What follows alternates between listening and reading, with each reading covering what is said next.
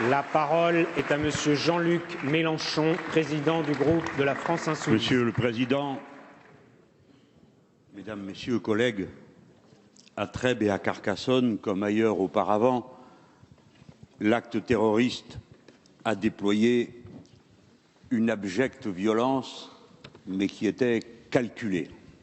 Son but, subjuguer la raison, imposer la soumission à la peur qui pousse au chacun pour soi, et pour finir, abolir la norme humaine. Alors que le pire était en place, cependant, j'ose le dire, le mal a été vaincu, parce que la scène a été inversée. Le lieutenant-colonel Arnaud Beltrame a remis le monde humain en ordre. Il a réaffirmé la primauté de la compassion. Il a assumé la primauté d'un altruisme absolu, celui qui prend pour soi la mort possible de l'autre, illustrant ainsi les valeurs de foi et de philosophie auxquelles il était attaché personnellement. En ce sens, le lieutenant-colonel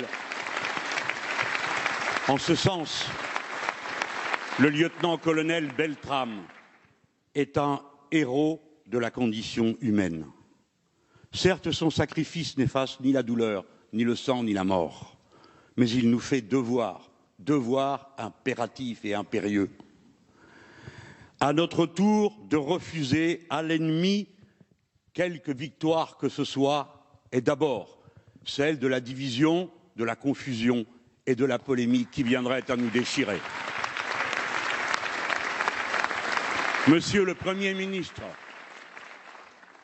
opposition, nous vous disons, nous sommes certains que vous, vos ministres et tous les services de l'État avez dans cette circonstance fait tout ce qui était en votre pouvoir du mieux que vous pouviez.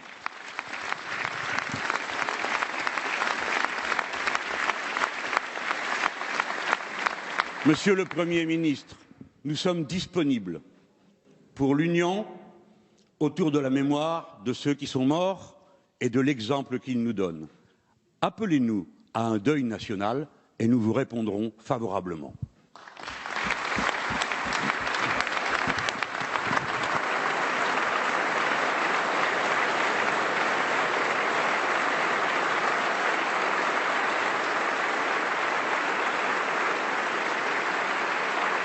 Merci, Monsieur le député. La parole est maintenant à Monsieur André Chassaigne, président du groupe de la gauche démocrate et républicaine. Monsieur le Premier ministre, chers collègues, une nouvelle fois, le terrorisme aveugle vient de frapper des innocents. Cet acte lâche, barbare, nous le condamnons avec la plus grande vigueur. Nous pensons aux victimes, à leurs proches, et nous saluons solennellement le dévouement et le courage exemplaire du lieutenant-colonel Arnaud Beltrame. La force de son choix conscient, si admirable, va bien au-delà d'un simple acte héroïque personnel. Il est la marque d'une culture forte qui est celle de notre gendarmerie nationale. Nous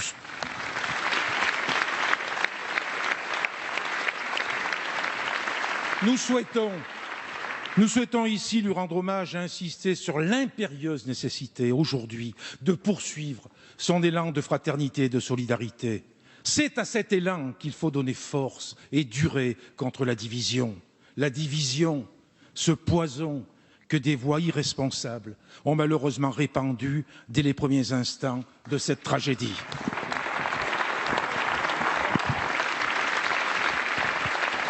La division de notre communauté nationale est l'objectif recherché, même théorisé par les terroristes qui agissent au nom de Daesh. C'est pourquoi il faut rejeter avec force tout amalgame, tout discours qui tenterait de récupérer et d'instrumentaliser ce drame.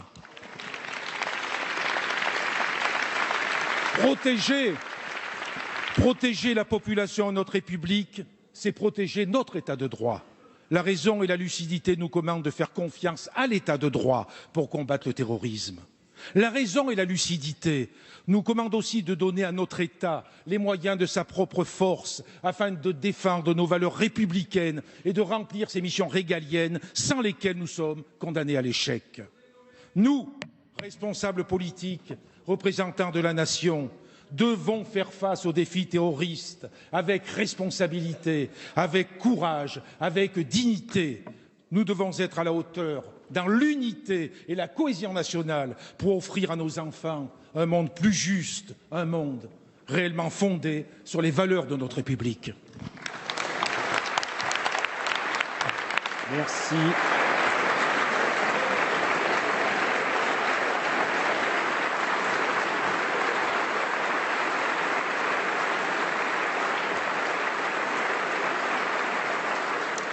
Merci, Monsieur le député.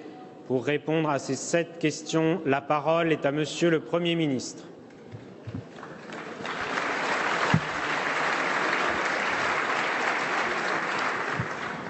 Monsieur le Président, Mesdames et Messieurs les députés, Madame la députée Hérin, Monsieur le Président Jacob, Monsieur le Président Fesneau, Monsieur le Président Lagarde, Monsieur le Président Faure, Monsieur le Président Mélenchon, Monsieur le Président Chassaigne. Je voudrais d'abord m'associer et associer l'ensemble du gouvernement à l'hommage que vous venez tous de rendre aux victimes de l'attaque terroriste de Carcassonne et de Trèbes. Nous avons tous appris la nouvelle, et si j'ose dire, pris la nouvelle en plein cœur, parce que cette nouvelle a fait écho à ce que nous sommes, des femmes et des hommes libres, attaqués dans une petite ville, sur un parking, dans un supermarché. Jean-Michel Mazières, sur le parking des Aigles, Hervé Sosna, qui faisait ses courses, Christian Medves, le boucher du supermarché, et le lieutenant-colonel Arnaud Beltrame y ont perdu la vie. Nous pensons tous ici à eux, à leurs familles et à leurs proches.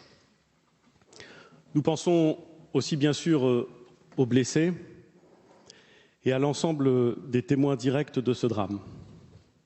Nous pensons aussi à tous ceux qui, dans leur vie, ont eu à surmonter ou à connaître des événements de cette nature et qui, au moment où l'attentat est commis, revivent dans leur chair ce qu'ils ont déjà vécu. Et il est sur ces bancs des députés, soit à raison des fonctions qu'ils exercent aujourd'hui, soit à raison des fonctions qu'ils exerçaient hier, qui ont vécu ces moments.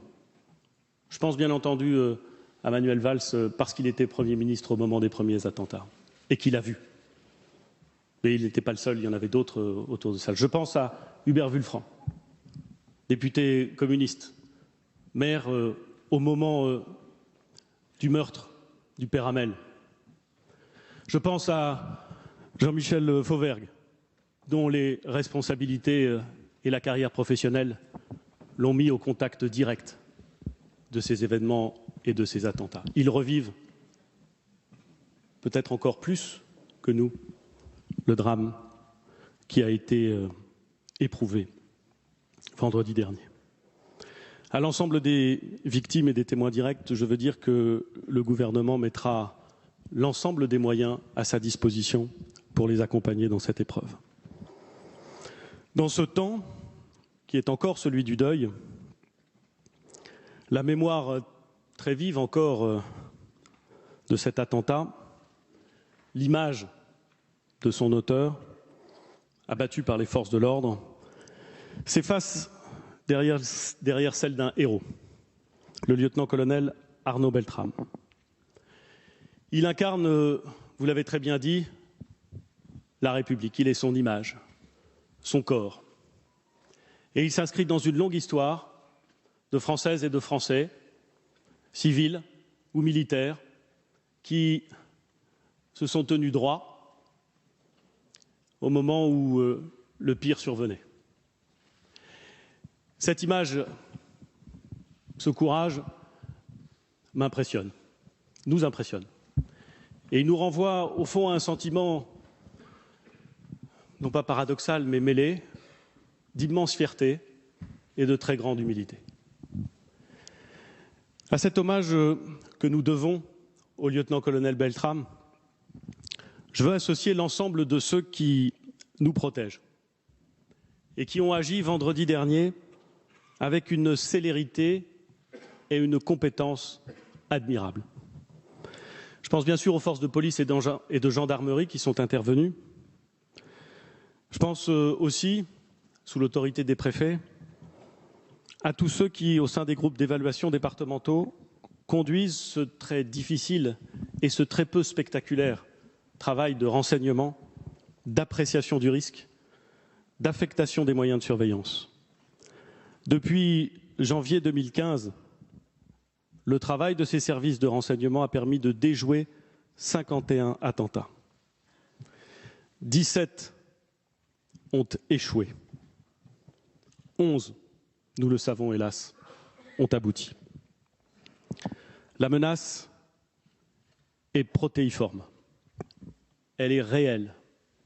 Ni le ministre d'État, ministre de l'Intérieur, ni moi-même, ni aucun autre membre du gouvernement ne l'a jamais mésestimé, ne l'a jamais caché. Nous vivons une période de menace.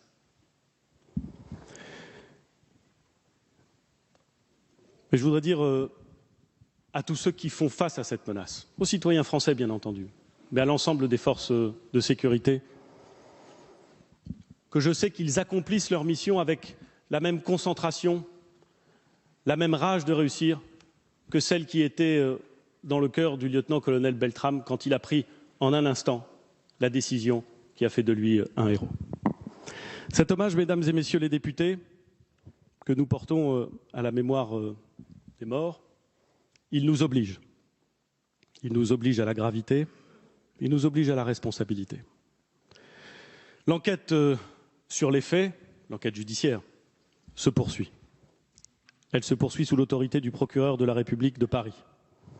Elle devra évidemment faire toute la lumière sur le processus de radicalisation du terroriste, sur ses éventuelles complicités et sur les circonstances précises de l'attentat. Mais ceux qui affirment sans savoir que cet attentat aurait dû être évité, personne n'a dit cela sur ces bancs. Mais ceux qui affirment que cet attentat aurait dû être évité, ceux qui croient pouvoir promettre aux Français un risque zéro, je le dis, ceux-là prennent, dans leur légèreté, une bien lourde responsabilité.